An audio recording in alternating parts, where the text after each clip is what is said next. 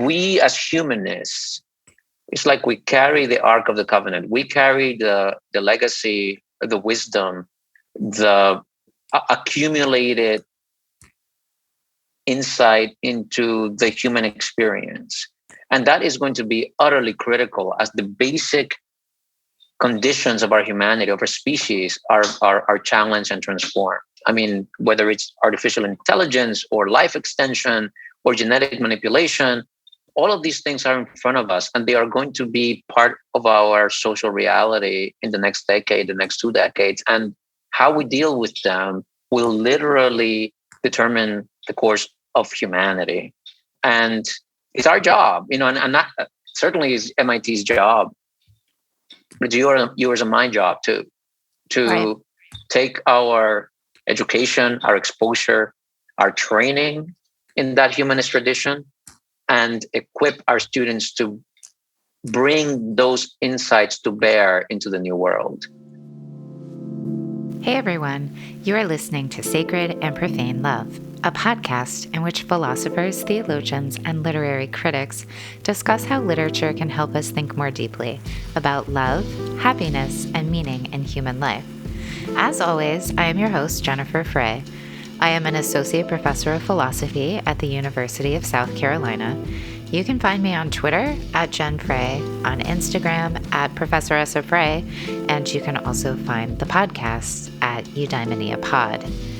In this episode, I am joined by Roosevelt Montas of Columbia University. He is the author of a marvelous new book titled Rescuing Socrates: How the Great Books Changed My Life and Why They Matter for a New Generation. Unfortunately, Roosevelt and I had some pretty major technical difficulties recording this episode, and so this audio recording is not our best. However, I assure you it gets much better about 5 minutes in, so please be patient. And as always, I hope you enjoy our conversation. Welcome back, everyone, to another episode of Sacred and Profane Love. I am really pleased to be joined by Roosevelt Montas this afternoon. Roosevelt is Senior Lecturer in American Studies and English at Columbia University, and he is the author of Rescuing Socrates: How the Great Books Changed My Life and Why They Matter for a New Generation. Welcome to the podcast, Roosevelt. I'm delighted to be here with you. Yeah, I'm excited. I really love your book, and I'm grateful to you for writing this book because I think it's the kind of book that needs to be written right now. And I highly recommend it for my listeners. How to describe this book? It's sort of part memoir, part criticism, part polemic. Is it a polemic? Is it fair to call it a polemic? I think to some extent, I called it a polemic somewhere. I wasn't sure of the word. There is certainly an argument, and there is certainly an argument with which some people will disagree violently. Yes. Yeah, it definitely. Well, because you're arguing for, I would say that you're arguing for a return to a kind of paideia in our universities. So a thicker, richer, normative conception of education, where we think about education as the cultivation of human intellectual capacities towards the good, right? Yeah, And if we're going to do that, if we are going to reject the current model of education, and maybe it would help to start negatively. So sort of talk about what is wrong with contemporary education and why it needs to be corrected. And of course, when we talk about contemporary education, we're talking about our universities. You and I are in very different universities, but we're both in higher ed.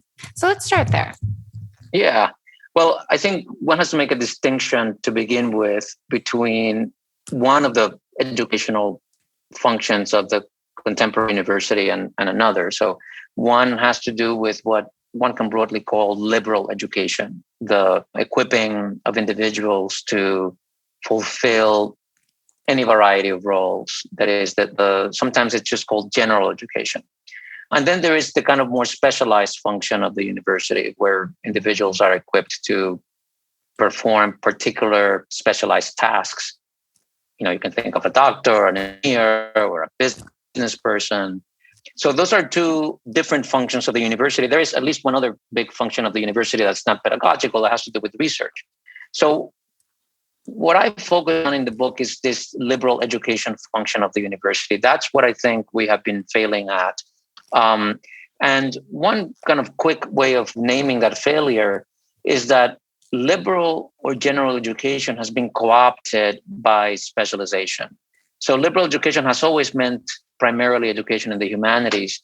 And the humanities within the university exist as disciplines. And those disciplines, over the course of the last almost 100 years now, have become increasingly specialized and increasingly oriented towards the pursuit of narrow questions that matter primarily inside the disciplines, to professionals in the disciplines. So this has meant stepping away from general education, stepping away from the kinds of questions, the kinds of studies, the kinds of cultivation that matter to us simply by virtue of our humanity, simply by virtue of being individuals coming up in the world, rather than scholars in the making or specialists in the humanities in the making. Yeah. So I think part of it is that the self-conception of the university professor in schools like ours, so R1 research institutions, where a department has a PhD program and an MA program, and where if you're on the tenure track anyway, your entire professional life is oriented primarily around knowledge production, where that means specifically that you have quantifiable outputs. Which usually means number of pages. That's right. That's right. And so you have, how many books and how many articles and how many people have cited your work and things like this. And so as that model has completely taken over, and that's been going on for a long time. I mean, I don't personally know any other system.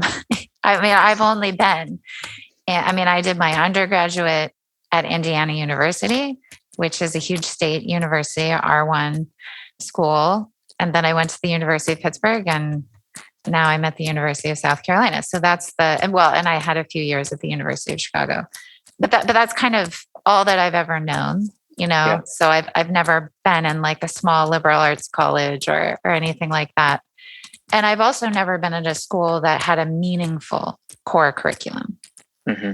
Right. So all the institutions that I've been in have had this very watered down, choose your own adventure style gen ed curriculum, where if you go to an advising office, there are like a bunch of boxes that you need to tick off. And then an advisor will help you see what's available for you, right? What will satisfy this? What will satisfy that? It's like you're 18 and you're just like, I don't know, that sounds kind of cool, or maybe not too hard. Right. It's like, who knows? Exactly. Yeah. And it's not coherent. And then that's supposed to be, it's not coherent. And of course, nobody really takes those classes too seriously, I think, including the professors who teach them. Right. Right. Because the professors who teach them, we know that we are teaching to usually upwards of 150 students. So these are the classes that are jam-packed, in auditoriums. And we know that the students aren't there because they want to be there, but because they're forced to be there. Right. And so we don't want to make it too hard. And, by virtue of the structure of the university and the structure of incentives in the profession, that teaching feels like a distraction, a sideshow from what really matters to you professionally and within the institution. Oh, absolutely. Yeah. Everybody knows that teaching is just kind of about not getting a bad evaluation. And everybody knows that if you want to get a good evaluation, you give your students good grades. This is so basic. And if you ever kind of deviate from this, some kindly senior person will be like, what are you doing? You're getting bad evaluations because you're giving them C's. Stop doing that. Or you need to lower, lower your expectations. The first thing when I came from Chicago to here, the first thing everybody told me was, look, you have to stop making your syllabus hard. Mm-hmm. And of course, that's an incredible disservice to our students. But right, the incentive structure is to do exactly what I'm saying. And it's very difficult to get out of that way of thinking. And it's absolutely institutional, right? Right. It is absolutely entrenched in the institutional culture, in the structures, the incentives. Then there is like a whole other aspect or dimension to the weakness of general education, and that's kind of more like epistemological.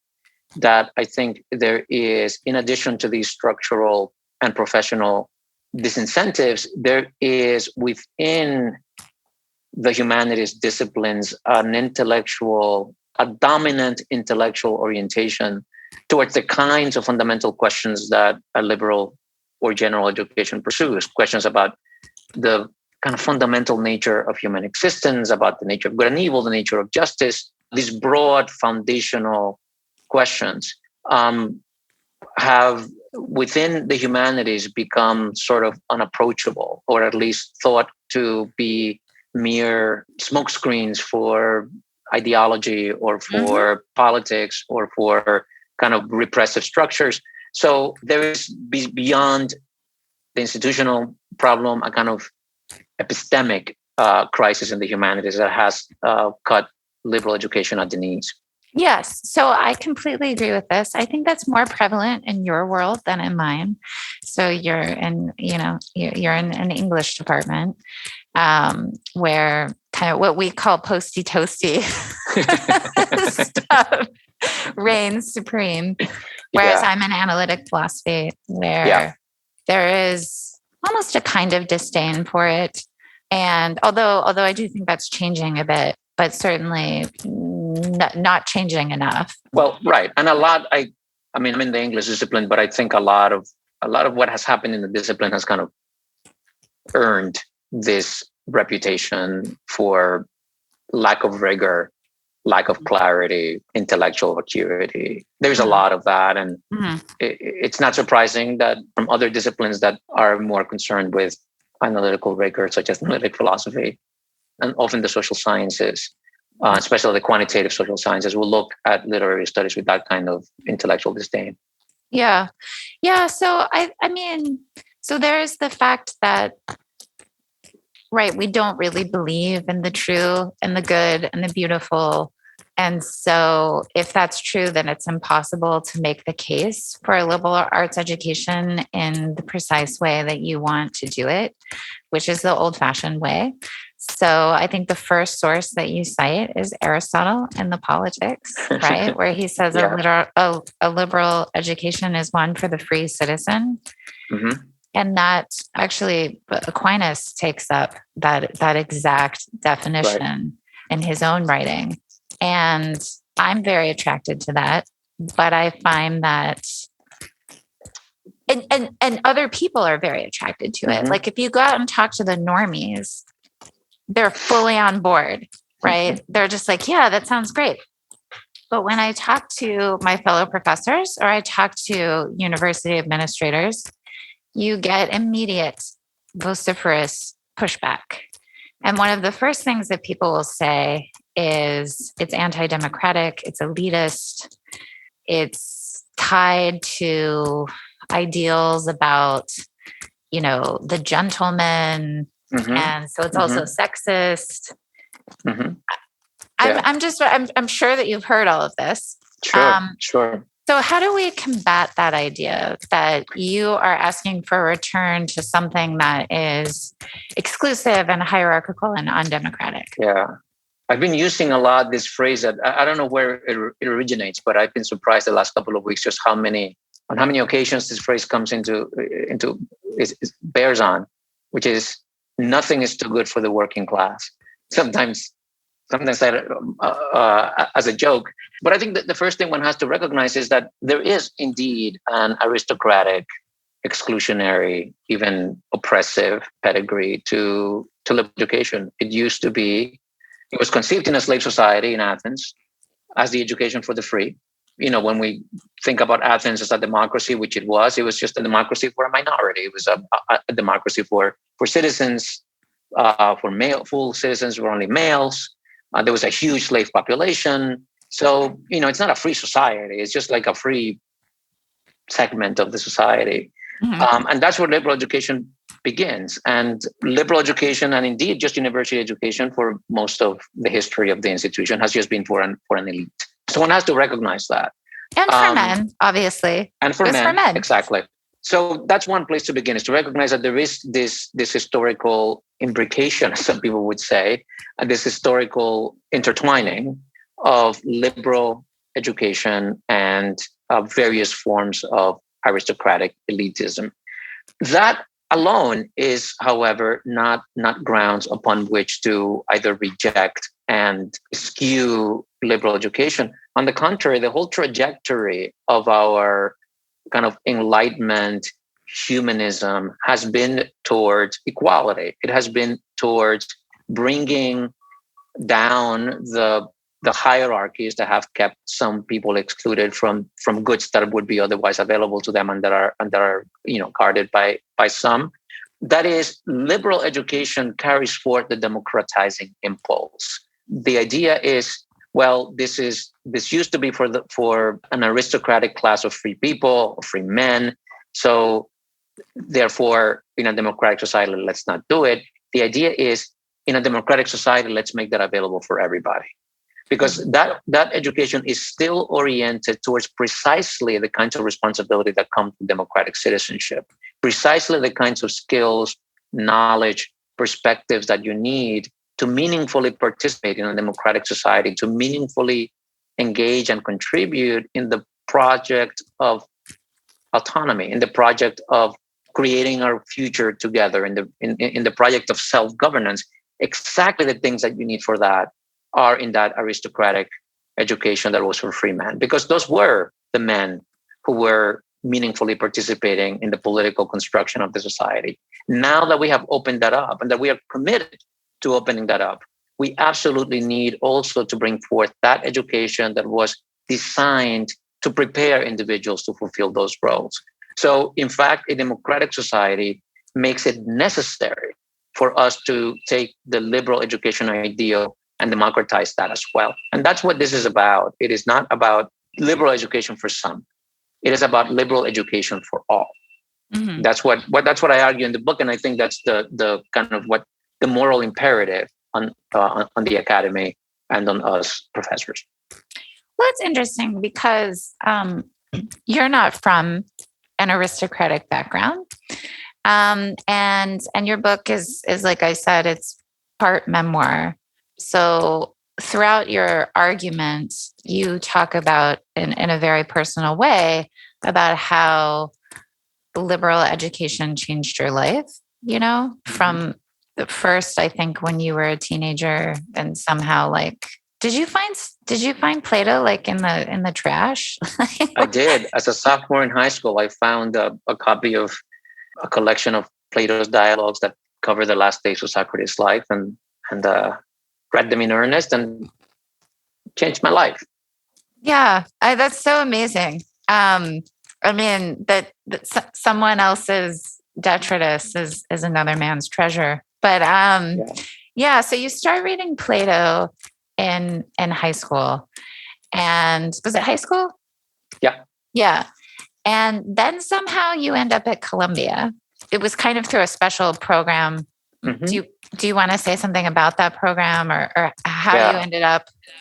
Yeah, sure. So I immigrated to the U.S. from the Dominican Republic. I lived in a kind of rural village in the Dominican Republic. I was just 2 days shy of my 12th birthday when I landed in New York, not speaking any English, and just never having been close to an airplane before, never having traveled far away from the town where I had grown up, etc. And I went to the local public schools in New York. We did bilingual education. As a general rule, New York City public schools, except the kind of specialized high schools, are overcrowded and underfunded and generally disastrous. And but I did bilingual education for 2 years, 7th and 8th grade, and then went into the local high school. The local high school, John Bound High School in Flushing, Queens, turns out to be at a kind of nexus of hugely diverse population in Queens. Queens is the most diverse of the 5 boroughs of New York City, and Flushing might be the most diverse, kind of the epicenter of at least diversity in terms of socioeconomic too, but it's mainly working class immigrants. Mm-hmm. And so I ended up in a school that was overwhelmingly immigrant, and many of those students, like myself, had a kind of serious orientation to their studies. We did our homework. We kind of had a respectful sort of deference to the teachers, took our education seriously. So I was just extraordinarily fortunate to end up in what, in some ways, accidentally turned out to be a high school with a track of real academic rigor and seriousness. And it was that opened the door for me to go to Columbia. I didn't know what the Ivy League was. I didn't know really what I was getting into, except that Columbia was a school I could go to on the subway. Wouldn't have to, again, be uprooted from my community and go somewhere strange. And that it was a very good school. That's kind of all I knew.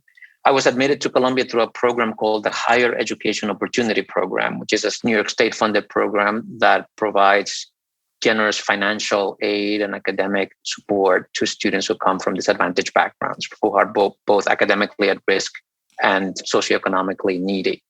So I went to Columbia through that program, and was slammed with Columbia's core curriculum. Columbia has this venerable, kind of the oldest general education program in the country that continues to be essentially a great books program. Might quibble with that definition, but the 2 central courses in the program are year-long courses in which students read from Homer, from ancient Greece to contemporary, in common, in seminar style books. So first week at Columbia, I was reading the Iliad, then the Odyssey, and then Sophocles and Aeschylus and Euripides.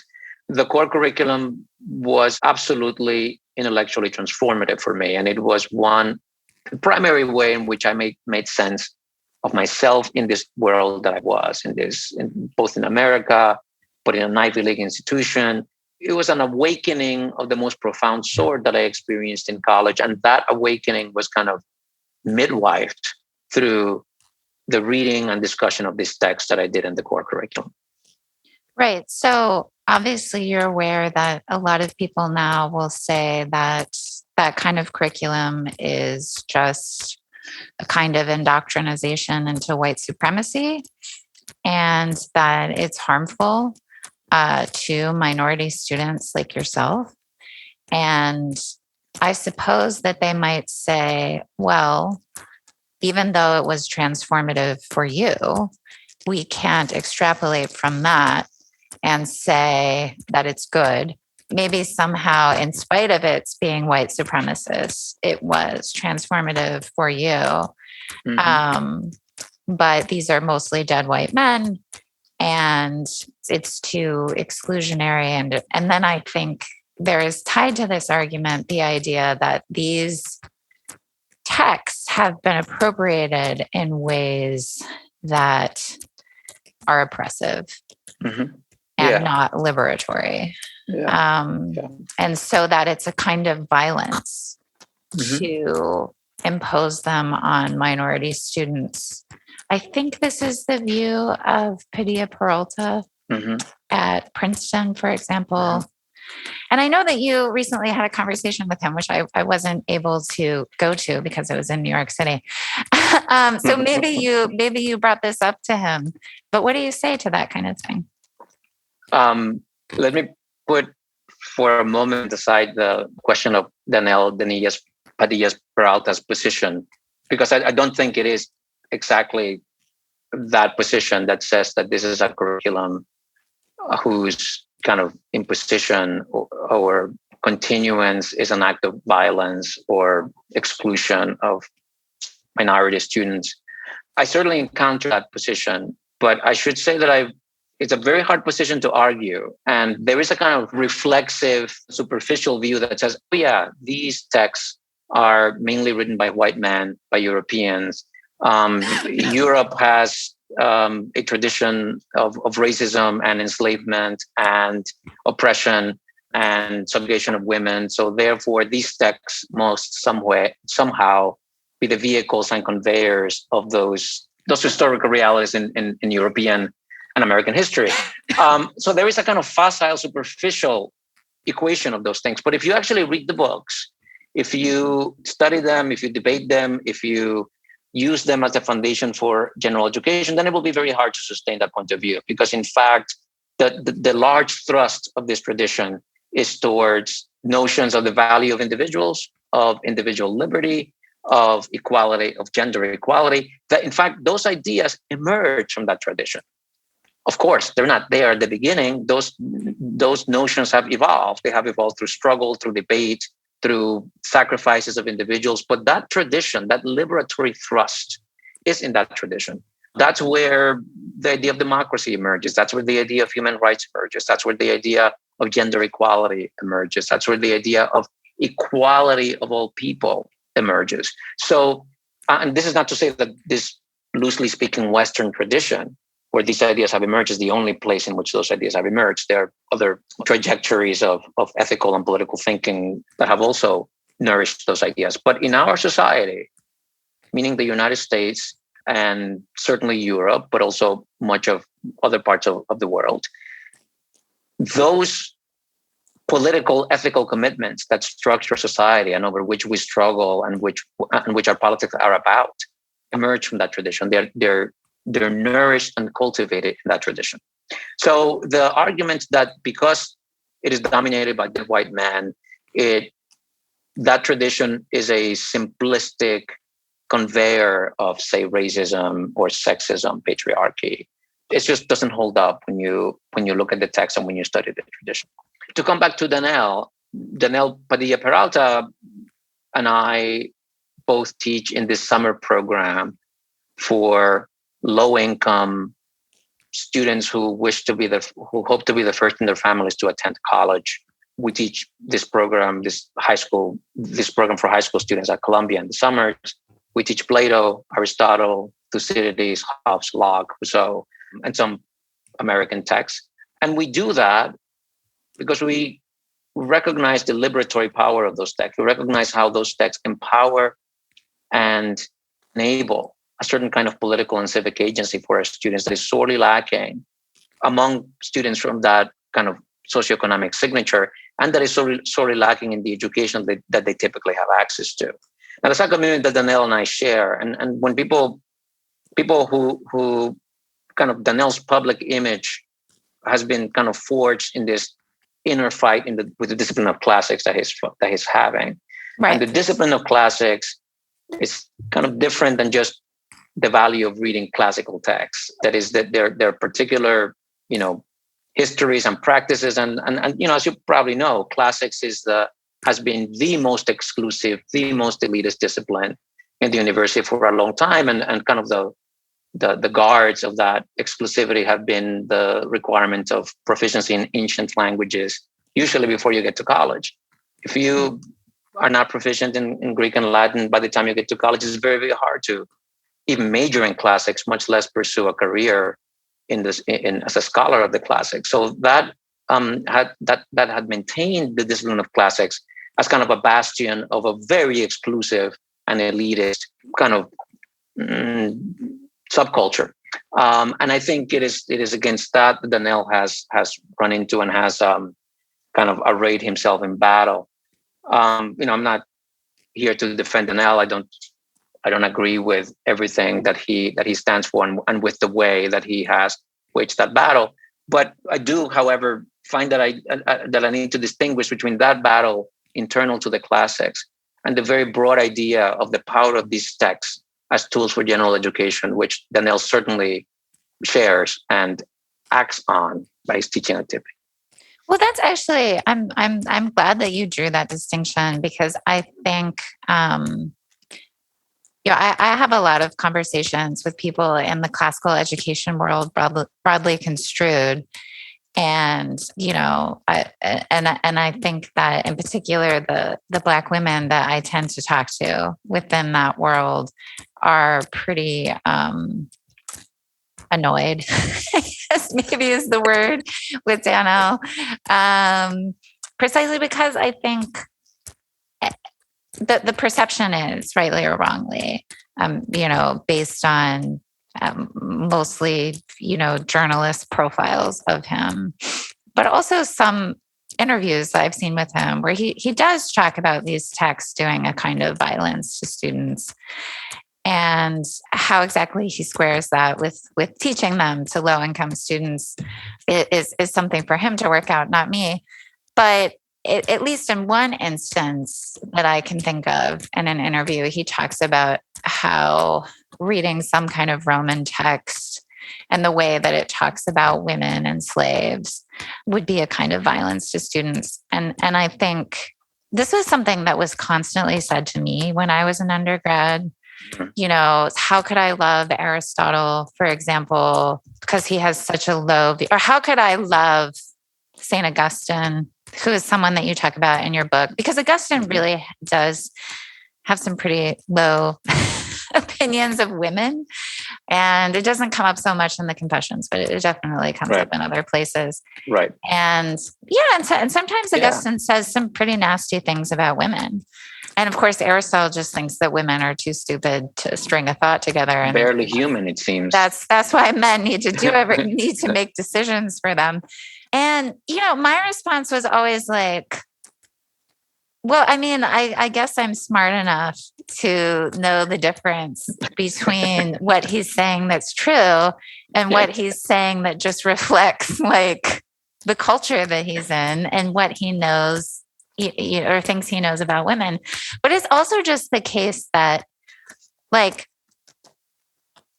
if you don't educate women, like, it's really easy to think that they're dumb. Right. Now, it's impossible for us to think this anymore. Right. Because it turns out that when you do educate us, like, we're not dumb. It's just a fact now. And so why should I feel threatened by some distant culture where women were not even second class citizens? I mean, they just weren't even, well, they're basically like a kind of property. Right. It's like, it's like, is that horrifying? Well, yeah. I mean, but on the other hand, like, I already knew this. Like, it's not, I mean, I am able to understand the past. Yeah. Like, it's not existential for me. And we have to understand it, because, so what is the value of us reading and understanding with some depth Aristotle's attitudes towards women and the arguments and the observations upon which he bases his judgments about women's inferiority? The value of that is not to affirm those views, is not to propagate those views. The value of that is in understanding how it is that we ended up where we are, how it is that we did end up with 2,000 years, well, probably just since Aristotle, 2,500 years since Aristotle. How is it that we ended up with 2,500 years of systematic exclusion of women? Why did it take 2,000 years for the evident reality of women's intellectual equality to men becomes socially accepted, socially sanctioned? That is, those ideas from the past, from Aristotle and from others, from Augustine, from even other thinkers that we tend to think of as more enlightened, Enlightenment thinkers or something. We read those to understand the mechanisms of exclusion and oppression that have shaped the world in which we live today. We read that to understand also the ways in which those paradigms have been challenged from the beginning, the ways in which there are people, Aristotle is horrible on women, but Plato not nearly so. Plato comes out and says, you educate men and women in the right way, and you're going to have essentially the same kind of flourishing. You're going to have women fulfill every role in society. You're going to have women be the rulers because their nature is essentially capable of whatever men are capable of. So you don't have a monolithic tradition. You have a tradition of debate. So we cannot kind of whitewash the past and imagine there has been no moral evolution. We have to understand that there has been and that there continues to be moral evolution. And by the way, speaking about moral evolution, one of the other really important things about reading those old texts, despite and in some ways because of the moral blind spots that we can see from here, is that it allows us to imagine or come to terms with the fact that we probably have moral blind spots. Right. That if these people from the past were able to, in some areas, achieve such wisdom, penetration, such extraordinary insight, while nourishing this obvious to us huge kind of lacuna of morality, it's unlikely that we don't have some version of that ourselves. It's unlikely that we also don't have lacuna like that. So it gives us a certain kind of, it should give us a certain kind of humility to see in the ancients very, very evident limitations and failings. Right. And I think, I mean, one thing that I really love about your book is that your whole argument is interwoven with personal reflection and memoir. And in some ways it's very moving.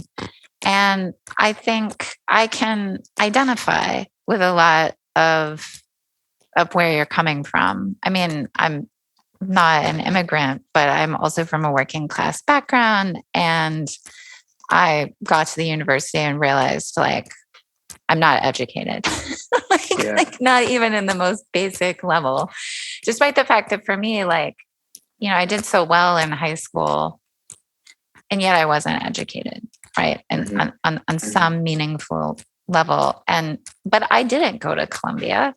And so I really had to, and I wanted something like the education you received, but I had to kind of cobble it together myself.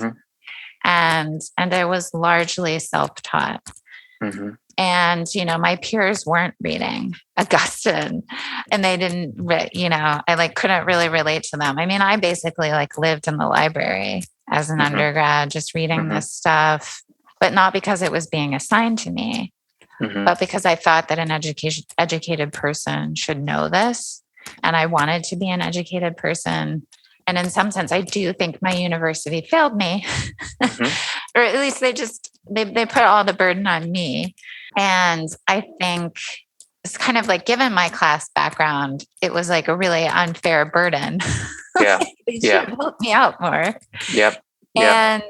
And one thing that you argue, like so far you've been arguing that it's democratizing and it makes us free. But you also say that the primary goal of this kind of liberal learning is self-knowledge or self-understanding. And I think that deeply resonates with my experience as an undergrad. You know, I kind of realized early on that not only did I not know history or like the history of ideas or anything like that, but I also didn't really know who I was. And yeah, it turns out like after reading this stuff, I became a completely different person. I mean, in my case, it's interesting because in some ways I'm like the opposite trajectory. So you sort of, your liberal education made you lose your faith, whereas I went from an atheist to a Roman Catholic. But I think what's kind of beautiful about that is that the thing is, you don't know where this kind of education is going to take you. And I think that this is a kind of wonderful thing about it. It is this kind of exploration, this, you know, relentless pursuit of the truth. Truth is something that I definitely still believe in. And I think that without a robust conception of the truth, I don't know what an education is for. I don't really know what you're pursuing other than your personal ambitions at that point. Right. Yeah. I mean, it was really tough for me for a while to realize that like maybe everything that I thought wasn't true. Yeah. Yeah. I mean, that hits you pretty hard. You know, because and one book that just definitely changed my life and I probably wouldn't be a Catholic without it, is the Confessions. I mean, that one hit me maybe the hardest, in part because Augustine is just very relatable. Right. You know, I had the same experience with Augustine. Augustine made me, I feel like I walked out of Augustine being a more spiritual person at the same time as being a less of a Christian. Augustine kind of allowed me, and this is, everybody's got their own trajectory, and I think it's as you put it, is a testament to the human power of these books, that what they do to you doesn't convert you into something. What they do to you transforms you in a way that unfolds you as who you are. Right. So Augustine can change your life without turning into a Christian, as it did for me, or it can transform your life by turning you into a Christian.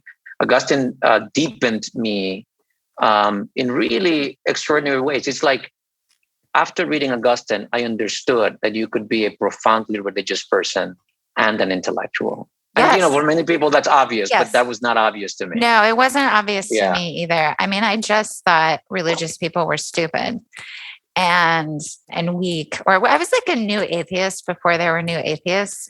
And that was because the religious people that I knew, who were all like really nice, it just didn't seem to have any arguments for what they believed, or they just were, they seemed very parochial to me. And you read Augustine on your own, or did you do it in a class? I read Augustine on my own. So, I read the Confessions on my own. I was introduced to Augustine in my medieval philosophy class, but we didn't read the Confessions, probably just because it's really long. So we read excerpts of various of his writings. I think the only actual text we read was the De Libero Arbitrio, so on free will. Which is like this easy dialogue. It's kind of like Augustine doing a Platonic dialogue. Right. So it's great. It's so engaging. It's so accessible. Yeah. But then I knew that like you have to read The City of God and you have to read the Confessions. So I did that on my own. This gets back to, something at the beginning of our conversation, which is that one of the ways in which university general education is failing is in not giving people the opportunity to have the kind of encounter you had, right? And if you want to say study the great books, if you want to study, you can take a history of philosophy class, or you can take a medieval literature class, you can take courses in the classics department, but you have to seek that out on your own, and probably at the expense of some like practical, you have to major in the classics or major in philosophy, but maybe you want to be an engineer.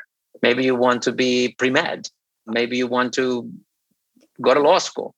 And those are completely legitimate paths to pursue in the college. And we should not make liberal education or the tradition of liberal learning accessible only to people who are willing to major in it. That is, we need to find ways to make general liberal education available to all. And this is, as it has already come up, I work a lot with low-income students, first in their families to attend college. And those families and those students urgently need to come out of college equipped to make a good living. College is for them not only a way of cultivating their personhood, but it is a way to get out of poverty. And we must not tell those people, you can cultivate your humanity through study at the expense of a career that will get you a job when you graduate. We have to eliminate the opportunity cost of liberal education for everybody, so that students like you don't have to spend their whole life in the library and do extracurricular study in order to encounter the tradition, but that it's there as the equipment of every undergraduate education. Right. I mean, so one thing that you stress in your book is you kind of emphasize the teacher, right? So you're like, look, the books aren't magical on their own. You need to have a good teacher who can really like guide the student and help them to see what's valuable. I'm wondering, as we think about how to bring back the sort of liberal education that you're advocating for, how would we train teachers? Because we're certainly not doing that in graduate school. And in part, that's because institutionally, nobody really cares if you're a good teacher. Although I think in the humanities, we need to return to that. Yes. Because we can absolutely no longer guarantee a steady stream of majors. Those days are long gone. So, I mean, how do you think we train professors to do this, especially given the fact that I think the vast majority of university professors haven't read these books? Yeah. So the first thing that one needs to do, as you point out, is include training into teaching as part of the PhD, which we don't do. We do not set out to train teachers. We set out to train researchers. Right. And the PhD degree is the research degree. So we set out, we educate our PhD students as if they are going to be only researchers. And then we throw them in the university or sometimes throw them into jobs that are primarily teaching, 4-4 teaching load or something, or a very teaching intensive work. And then it's kind of, do as best you can. And because there's academic freedom and tenure, nobody's going to intervene there. Nobody is going to, That's right. And the other thing that I would add is that if you do go to like one of these excellence and teaching centers or whatever that's probably at your university, the pedagogy is very technocratic. Right. And insofar as it's not technocratic, it tends to be social justice oriented. And they're actually, right, you do learn a lot of stuff about decolonizing your syllabus and about not just having a predominance of dead white men. And it's stuff like that. It's not about how to. I mean, it's an ineffective attempt to make up for the fact that people are not taught that as part of their training. And when you have, administrators talking to faculty about how to teach, the status differential is just too overwhelming to have the condition for effective instruction, right? For effective teaching. But, back to the earlier question. So the one thing we can do is just intend to train teachers as part of the graduate program. The other thing that we can do, and this is something that I've seen at Columbia. So Columbia, the core curriculum teaching staff includes PhD students, so ABD students who are at the dissertation writing stage. And that is hugely important, both for the training of the graduate students, but also because these graduate students then often have the same kind of intellectually transformative experience that the students are having.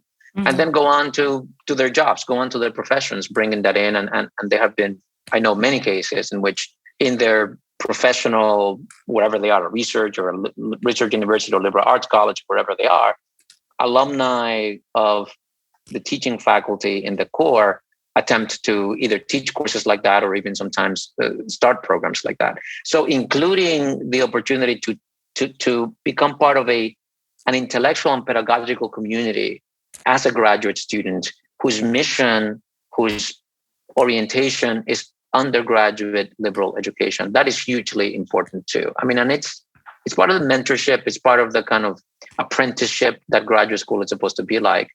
But in most places, there isn't even a context in which a graduate student can get that kind of apprenticeship, that kind of mentorship. The other thing I want to say on this topic is that, and again, you alluded to this, humanities departments are realizing / need to realize that their future is in undergraduate general education.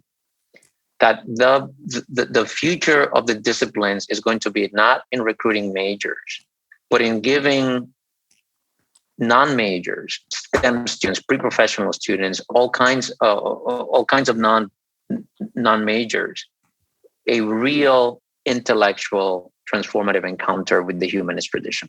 Right. That's where it's at. I agree with you. Yeah. To the extent that humanities departments don't realize that, they will suffer and perhaps disappear. To the extent that they do, they can really revitalize general education at the undergraduate level. But, I'm not against research. Some people read me as being against research, but research is a specialized function of the humanities profession. The humanities profession has to be fundamentally oriented towards general undergraduate teaching, with research being one extracurricular activity that you might pursue meaningfully and satisfyingly and importantly. Okay, this is good. This is a point for us to segue into talking about this hit piece on your book that came out in The New Yorker. So this is by Louis Menand. What's so great about Great Books courses? And I mean, he's talking about your book, and he's trying to place your book in a kind of intellectual lineage, right? So he puts you alongside Bloom, which I think in some ways makes sense and in some ways really doesn't. Right. I think it makes sense to the extent that you and Bloom are in very different ways trying to articulate the need for paideia. I certainly prefer your approach. Thank you. To Bloom's. But although I don't hate Bloom, I'm not a total Bloom hater, but I understand the various ways in which it's obviously problematic and not that helpful. But he sort of draws out this tension, and that is the tension between this kind of generalist, great books, education, and research, scholarly activities. And so he sort of accuses you of being against the modern research university without sort of fully being self-aware or reflective about this. And so I just wanted to invite you to respond to this. Yeah. And suppose that my provost, assuming I ever get one again, reads your book and is like, yeah, I really need to, we really need to adopt a core or something. Is that somehow at odds with our status as an R1 institution? Is there really a conflict here? Or can we have the best of both worlds? Yeah, you certainly, I think the best of the best world requires both, and the best university requires both. So, you can tell your provost, I think, with confidence that you will produce better professionals if you liberally educate them, that you will produce better STEM people if you liberally educate them, that you will just produce better citizens if you liberally educate them. That liberal education does not come at the expense of the knowledge building and discovery and technology and application of knowledge. On the contrary, it lays the foundation for the most innovative, the most exciting, the most meaningful kinds of applications of knowledge. Menand, the pieces, you called it a hit job. It's full of mischaracterizations and willful misreadings and kind of rhetorical sleight of hands that one could respond to. But Menand is right about something basic. I mean, my book really, I think, touched him in a sore spot. He is right that I am advancing a vision of undergraduate liberal education that is fundamentally at odds with his own, and fundamentally at odds with his professional identity. And Menand was involved in one of the overhauls of Harvard's general education program. One of the overhauls of its, I think, very ineffective and kind of a junk general education program, which is not unusual in research universities. So Menand is right to recognize that we have a fundamentally different vision of undergraduate education. But that difference is not because I'm not aware of how countercultural the practice of liberal education is within the research university. It's because we simply disagree about what the liberal education component of a university education should be.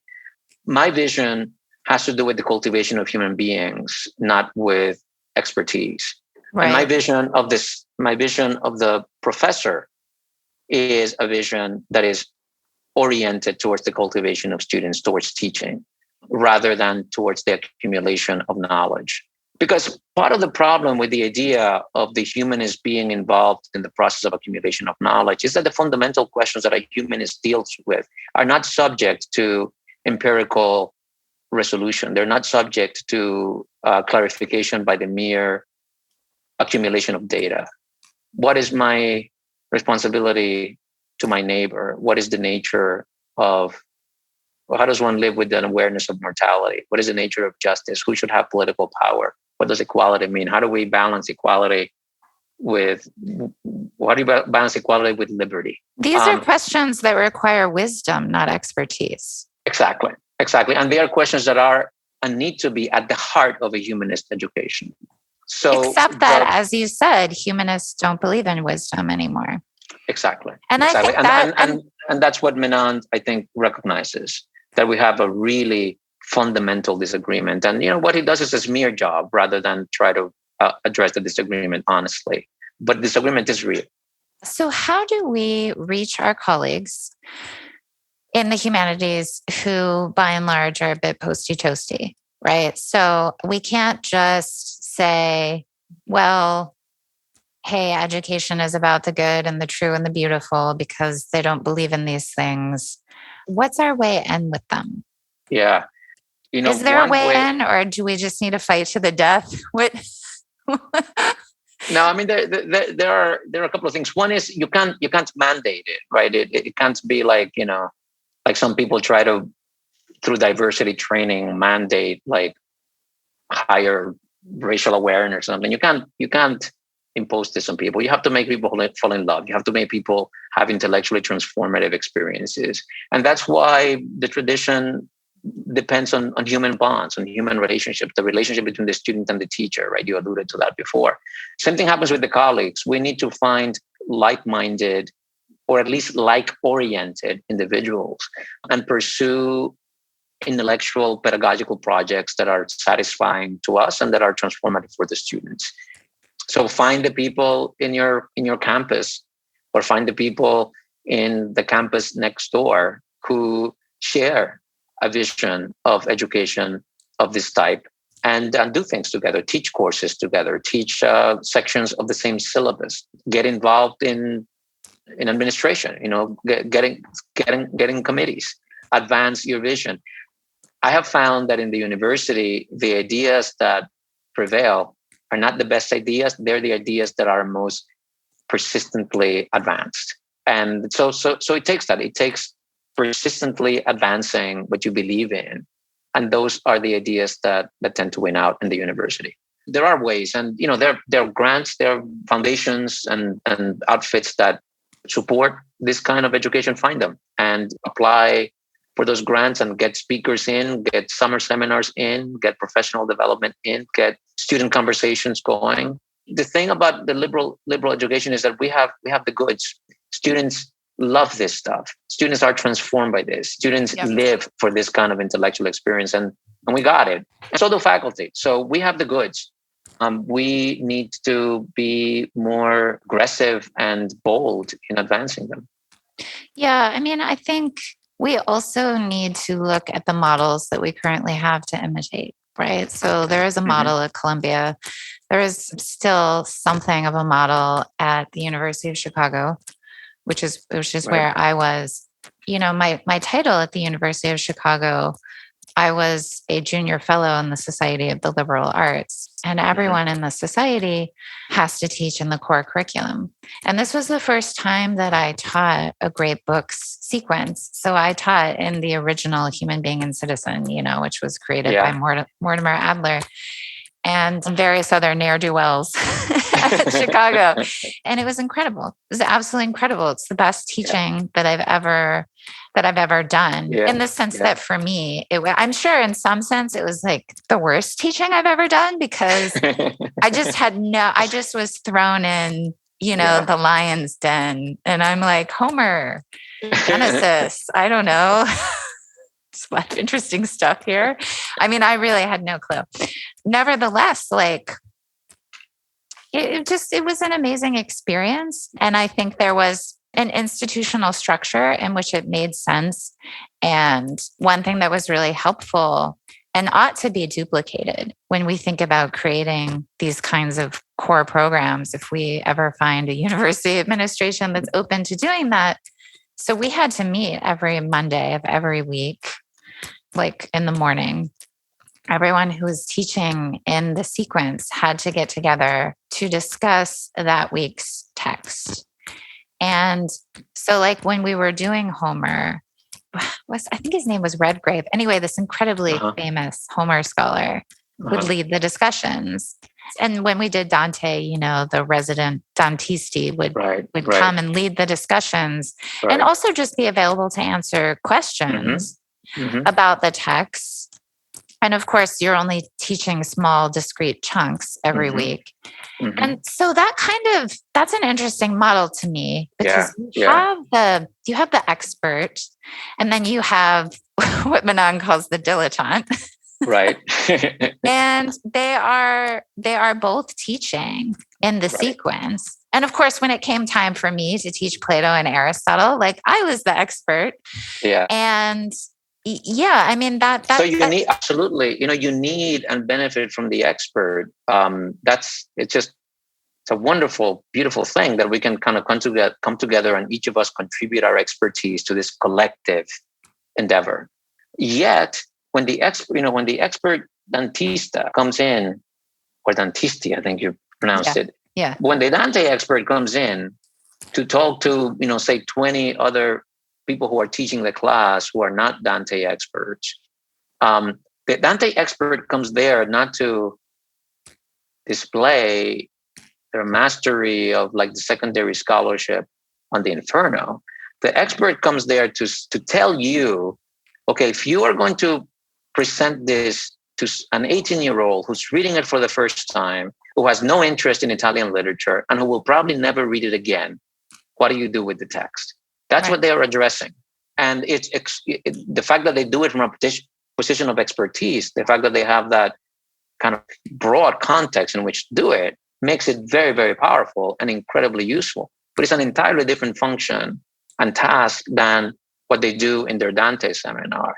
Right. And for this reason, I don't know if you experience this, some of these experts are actually entirely incapable of doing that task, of telling you as a first-year instructor how to teach this to somebody who's reading it for the first time and who has no pre-existing interest in it. So they find themselves unable to do that. So it is even though it is so powerful when it's done from the position of expertise alone isn't what's being activated in order to do it well. I agree with that. And I think that one of the benefits of this community, and it was a community, it was a genuine society of the liberal arts.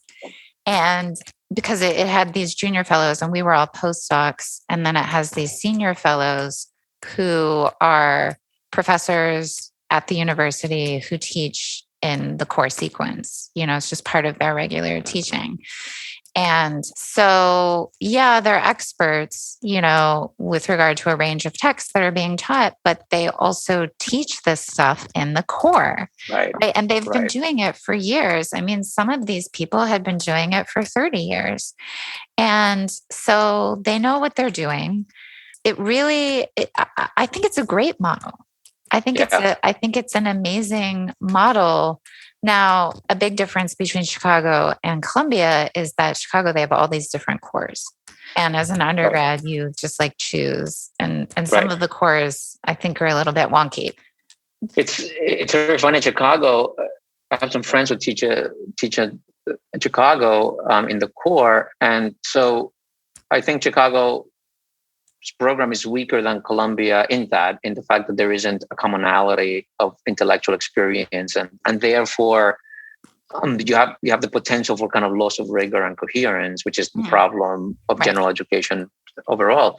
Chicago does have a very significant strength that Columbia lacks, which is faculty culture that's committed to teaching in the core. You're required as a faculty member in the arts and sciences in Chicago to teach in the core, not at Columbia. Columbia is voluntary. So that means that the core is much less entrenched in the faculty culture, and that makes a huge difference. So, I wish that you could merge those two strengths, and you would have, I think, the best conditions under which to pursue the project. Yeah, it's true. I mean, maybe something that's like a blend of both would be ideal. Well, so I mean, we're going to have to wrap this up soon, but I just want to press you a little bit here at the end to say more about the upshot of liberal education in a way that is going to speak to parents. And the reason I say that is that in my experience, it is not the students that you need to convince. It is the parents who are paying the obscene tuition bills.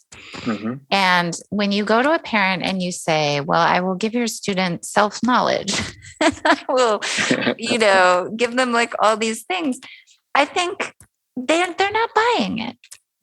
Mm-hmm. I think they're not buying it. I think they're like, hey, I'm killing myself to pay this tuition and I want to see a solid return on my investment. The kid can get self-knowledge on the side or something like that. I mean, how do we sell this to parents? There are two really key things that we're not doing, and which account for much of the difficulty. One is that we're actually not making the case for the same reasons that we have talked about. I mean, some of us are, obviously, but the profession, the humanities are not in general.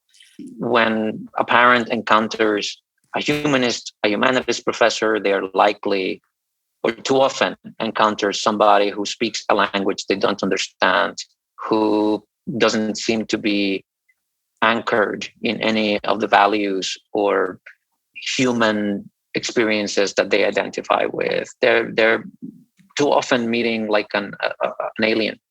And when they talk about why you should study the humanities, they will also are too often here garbled, indistinct, vague, uninspiring accounts. Take Menand's piece, right? If you read Menand's piece, you don't walk away as a parent thinking, oh, maybe my kid should be a humanist. Maybe my kid should study the humanities. That's one area. We're not making the case because the case is so imperiled within the university. Then the other part that's at least as important is that, as I said before, we're not making a case. We're not making a zero-sum case. We're not saying your child should study the humanities instead of a practical education. We're not saying your child should major in art history instead of engineering. What we're saying is your child who wants to major in engineering, or maybe you want them to major in engineering, either way, your child who majors in engineering is going to be a far more effective engineer if they understand the humanity behind what engineering acts on, if they understand the fundamental condition of a human in society, or at least that they have thought about deeply, seriously, rigorously about what it means to be human in a society, they're going to be a better engineer. If they're going to be a software engineer, they're going to be able to design better programs if they understand something about the psychology of the individual. If they're going to be doctors, if they're going to be business people, regardless of the area that they choose, they are going to be better at it by having this human cultivation. So that's just really, really important, because too often the argument is framed as you're either going to be an art historian who can't find a tenure-track job, or you're going to be, a business school graduate who makes a lot of money. But that is a false dichotomy. Yeah. Yeah, I'm a little bit tough on business schools myself, but I sometimes I get these emails from business professors being like, "Why are you so mean to us?" To which I respond, "I'm just trying to stay alive over here. You guys are doing just fine."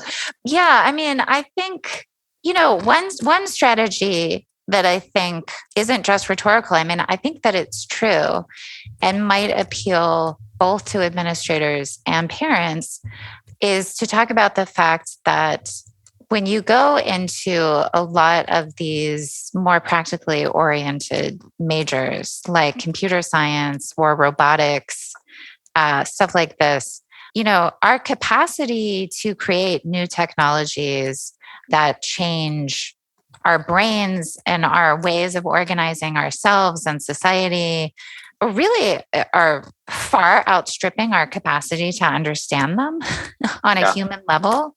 Yeah. Sort of like, the acceleration into the dystopia Yeah. seems like really scary. Yeah. And I think that this in itself is, ought to be a kind of rallying cry for a more humanistic education. I mean, Yes. The university is clearly failing in some sense if it creates students who can make robots who can do things way better than humans, or make AI, that is so sophisticated to the point where it's kind of scary. And not have a clear sense of what their responsibilities are, their moral and political responsibilities, Right.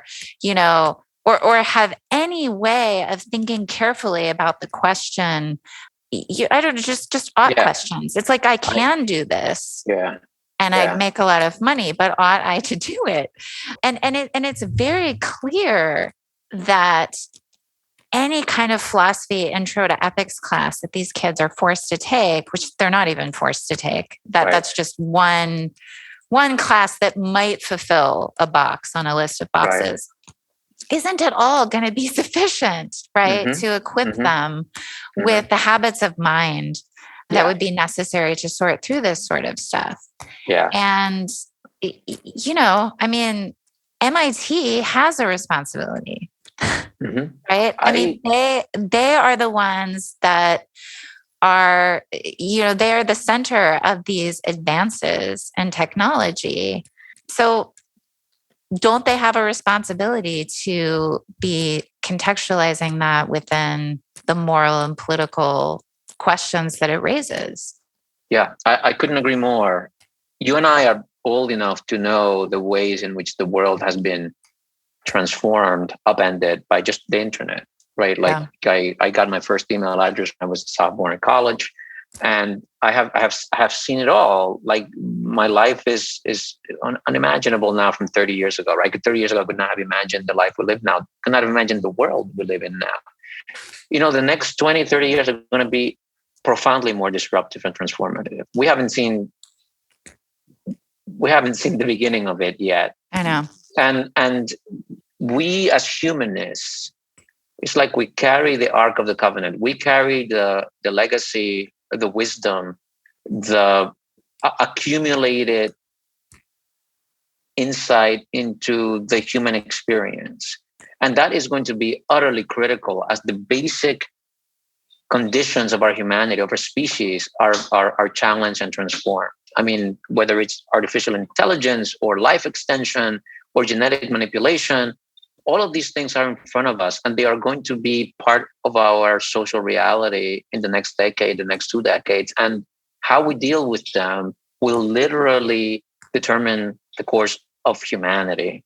And it's our job, and that certainly is MIT's job, but yours and my job too, to take our education, our exposure, our training in that humanist tradition, and equip our students to bring those insights to bear into the new world.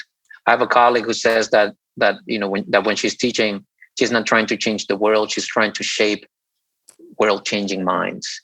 We're not trying to solve the world's problems, we're trying to create the minds that will solve the world, to help shape the minds that will solve the world's problems. So it is a responsibility and in this moment of human history, I think, more important than ever to include this as part of an education, to not imagine that an education is just about the acquisition, mastery, and manipulation of knowledge, that there is this other thing that we must do as part of an education. And so much rides on it. The possibility of democracy rides on it. The ways in which we will be human rides on it. I could not agree more, and I could not have said it better. So we're going to leave it there. Thank you so much for joining me, Roosevelt. That was really great. Such a pleasure. Thank you for having me. You have been listening to Sacred and Profane Love, a philosophy, theology, and literature podcast that is generously underwritten by the Institute of Human Ecology at the Catholic University of America and produced by Catholics for Hire, a group of young Catholic digital content freelancers. If you enjoy this podcast, please consider supporting us on Patreon. Just go to www.patreon.com/eudaimoniapod to become a monthly subscriber. For our next episode, I will be joined by Katie Carl, fiction writer and editor over at Dappled Things, to discuss Henry James' neglected gem of a novella, Washington Square.